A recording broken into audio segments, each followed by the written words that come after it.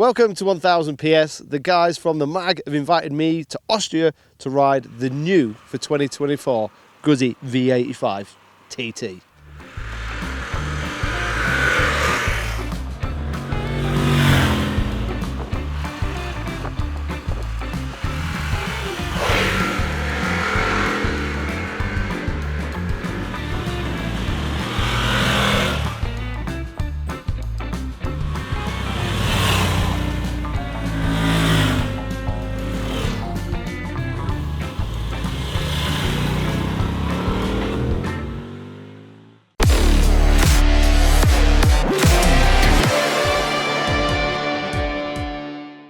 So the Moto Guzzi V85 TT is kind of a bike that's slipped underneath the radar for 2024. There's been so many new bikes, it's easy to have missed what Moto Guzzi have done to the V85.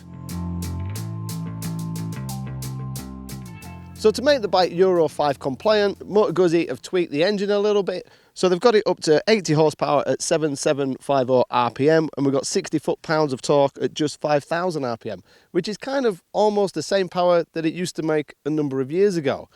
They've also improved the rider aids, so now we've got lean-sensitive rider aids, so that's lean-sensitive ABS, lean-sensitive traction control.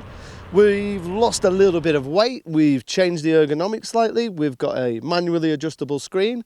To make sure the V85 is online with the competition, we've got the must-have TFT clocks with the must-have Bluetooth connectivity, because everybody loves a phone call whilst riding in the beautiful Alps.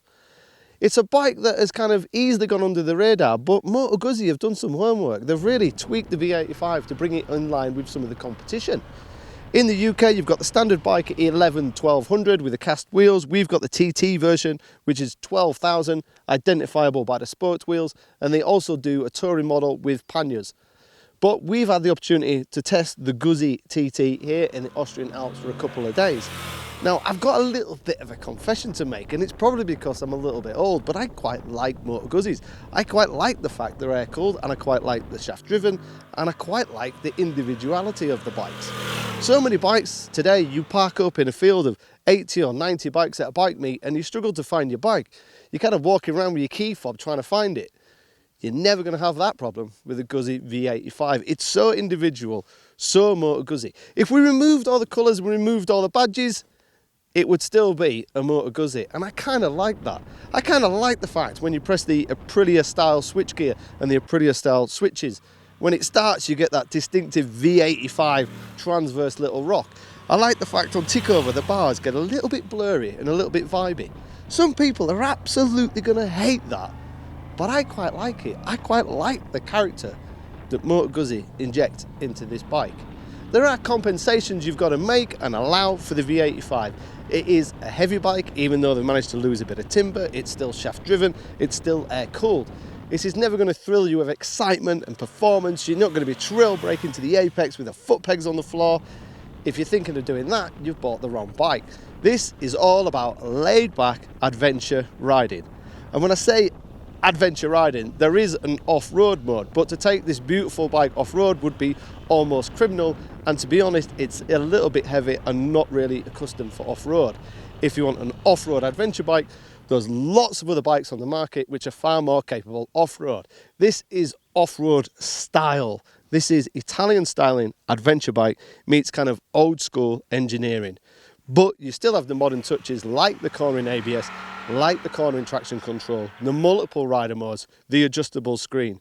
I've thoroughly enjoyed riding it. It's just kind of laid back, lethargic and easy going, but you can get some momentum going. It does handle, as you'd expect from Moto Guzzi. You've got really strong Brembo brakes, which you kind of need because you're stopping quite a lot of timber. I've kind of grown to like it.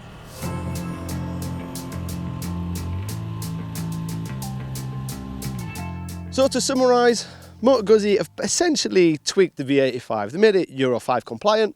We've now got rider aids that matches all the other bikes in the competition. We've got big TFT clocks. We've got an adjustable screen that now goes up and down rather than just tilts. And it's still got that charismatic rock, charismatic look, and it just looks beautiful. The end finish of this bike is really, really high. I love the fact you've got an easy access remote preload. You've still got the shaft drive. You've still got it air cooled. They've kind of not devalued the values of Moto Guzzi. They've still kept it old school, but given it modern touches. As I say, I think it's really going to split decision. I don't know, honestly, if I would buy a Moto Guzzi V85, but if I had the opportunity to ride around the Alps for a weekend on a laid-back adventure bike, this would be high up in the list. As we wrap up this video, we'd like to say a big thank you. A production of this scale is only possible thanks to you, our loyal 1000 PS subscribers. But we also want to express our gratitude to our partners for their support. To keep a cool head and ensure top-notch protection, we all relied on the RPHA 91 helmet during this test. And when it comes to riding gear, the finest apparel from the Italian brand Speedy made sure we not only stayed safe, but also looked great on the bike. So thanks for watching. If you've got any technical details, technical questions, you want me to delve in a little bit deeper and tell you what they've done with the engine, then fire some questions below. Thanks for watching. Don't forget to subscribe.